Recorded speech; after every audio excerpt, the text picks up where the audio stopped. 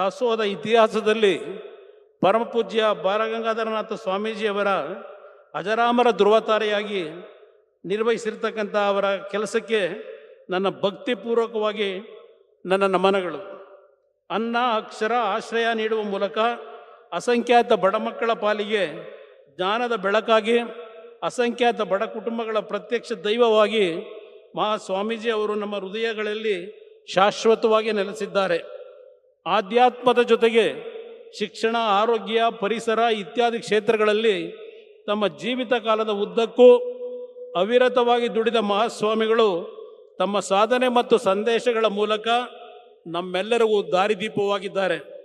ಸಣ್ಣ ಮಠವಾಗಿದ್ದ ಶ್ರೀ ಆದಿಚುಂಚನಗಿರಿ ಕ್ಷೇತ್ರವನ್ನು ಜಾಗತಿಕ ಶ್ರದ್ಧಾ ಕೇಂದ್ರವನ್ನಾಗಿ ಬೆಳೆಸಿ ಮಹಾವೃಕ್ಷವನ್ನಾಗಿ ರೂಪಿಸಿದ 71ನೇ ಪೀಠಾಧ್ಯಕ್ಷರಾದ ಶ್ರೀ ಬಾಲಗಂಗಾಧರ ಸ್ವಾಮೀಜಿಯವರು ಅವರ ಭೈರವಜ್ಞ ಮಂದಿರವನ್ನು ಲೋಕಾರ್ಪಣೆ ಮಾಡುವ ಈ ಪರಮ ಪುಣ್ಯ ಕಾರ್ಯಕ್ರಮಕ್ಕೆ ಆಗಮಿಸಿರುವ ಗೌರವಾನ್ವಿತ ಪ್ರಧಾನಮಂತ್ರಿಗಳು ಹಾಗೂ ಜಗತ್ತಿನ ಶ್ರೇಷ್ಠ ನಾಯಕರಾದ ಶ್ರೀ ನರೇಂದ್ರ ಮೋದಿ ಅವರಿಗೆ ತುಂಬು ಹೃದಯದ ಧನ್ಯವಾದಗಳನ್ನು ಅರ್ಪಿಸುತ್ತೇನೆ.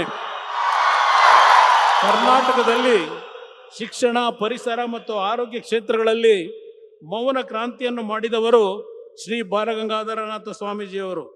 ಜೋಳಿಗೆ ಹಿಡಿದು ಹಳ್ಳಿಯನ್ನು ಸುತ್ತಿದ್ದ ರೈತಾಪಿ ಮಕ್ಕಳ ಜ್ಞಾನಾರ್ಜನೆಗೆ ದೊಡ್ಡ ಕೊಡುಗೆಯನ್ನು ನೀಡಿದ್ದಾರೆ.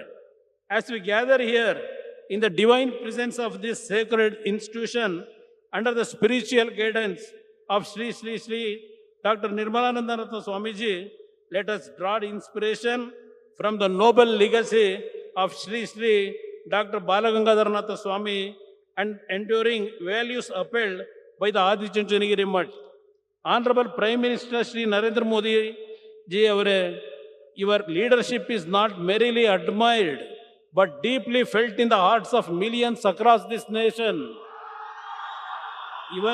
Your unwavering commitment, tireless dedication, and visionary governance have earned you the profound love and trust of the people of India.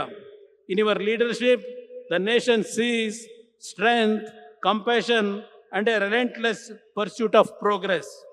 As we dedicate this sacred memorial, may it stand as a guiding light for generations to come, reminding us of the power of service, spirituality, and unity. Let us all resolve to carry forward this legacy with sincerity and purpose in the true spirit of this holy land. Thank you. Jai Hind, Jai Karnataka. ಸಂಪೂರ್ಣ news, ಇದು ನೊಂದವರ ಧ್ವನಿ.